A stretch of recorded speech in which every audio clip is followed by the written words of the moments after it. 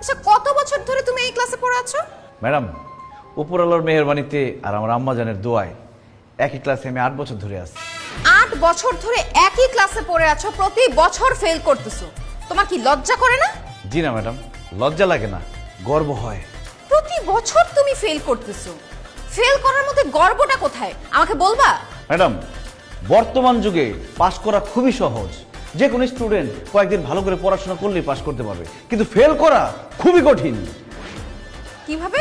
একজন ছাত্রকে ফেল করতে হইলে দিনের পর দিন, বছরের পর বছর বই থেকে দূরে থাকতে হয়, পরীক্ষা ফাঁকি দিতে হয়, ক্লাস ফাঁকি দিতে হয়, টিচারের কাছে বকা খেতে হয়, বাবা মায়ের কাছে ঝাড়ুর বাড়ি খেতে হয়, আত্মীয় স্বজন বন্ধু বান্ধবের কাছে কটু কথা শুনতে হয়, গার্লফ্রেন্ডের কাছে ছ্যাঁকা খেতে হয়, তারপরেই না একজন স্টুডেন্ট ফেল করে।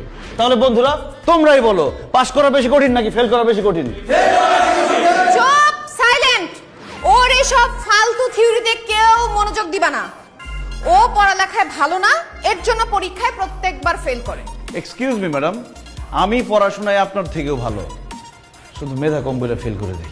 বাহ, তুমি যেহেতু পড়ালেখায় এতই ভালো, তাহলে বলো তো পানিপথে প্রথম যুদ্ধ কবে শুরু হয়েছিল এবং কেন শুরু হয়েছিল? পানিপথের যুদ্ধ ম্যাডাম গত মাসের 25 তারিখ সকাল 6টায় আমাদের মহল্লার ওয়াসার সামনে হয়েছিল।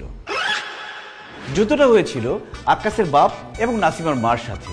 কেন হয়েছিল?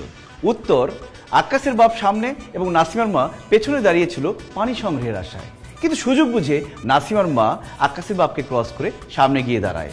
প্রথমে আক্কাসের বাপ নাসিমার মার সাথে তর্ক বিতর্কে জড়িয়ে যায়। কিছুক্ষণ পর সেই তর্ক বিতর্ক চলে যায় হাতাহাতির পর্যায়ে। এরপর শুরু হয় মারামারি, তারপর যুদ্ধ সংঘটিত হয়। অবশেষে এই পানিপথের যুদ্ধে আক্কাসের বাপ সামনের দুটো দাঁত এবং নাসিমার মা তার মাথার সব চুল হারান। That's all madam. Shut up! তোমার মাথায় যে গোবর ছাড়া আর কিছু নাই সেটা তুমি আবার প্রমাণ করলা। আমি তোমাকে তোমার মহল্লার পানি নিয়ে যুদ্ধের কথা বলি নাই। পানিপথে প্রথম কবে যুদ্ধ শুরু হয়েছিল সেটা বলেছি, যেটা শুরু হয়েছিল 1526 সালের 21 এপ্রিল।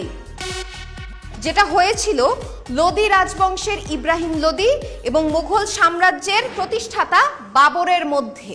ম্যাডাম, আমার জন্ম হয়েছে 90 দশকে, 1526 সালের ঘটনা আমি কিভাবে জানবো? পড়াশোনা করলে ঠিকই জানতা, তুমি তো পড়াশোনাই করো না, আবার ক্লাসে এসে সবার সামনে বড় বড় কথা বলো। এই কান ধরো। কি বলেন ম্যাডাম? আমাদের ক্লাসে এরকম কিউট কিউট সুন্দর সুন্দর মেয়ে আছে, ওদের সামনে আমি কানে ধরবো? অসম্ভব। তুমি এখন এখানে কান ধরবা, নাইলে আমি তোমাকে মাঠের মধ্যে রোদের মধ্যে কান ধরাবো। কোনটা করতে চাও বলো? না না ম্যাডাম, রোদের মধ্যে দাঁড়াইলে আমার ফর্সা স্কিন ট্যান হয়ে যাবে, এখানে আমি কানে ধরে দাঁড়াই।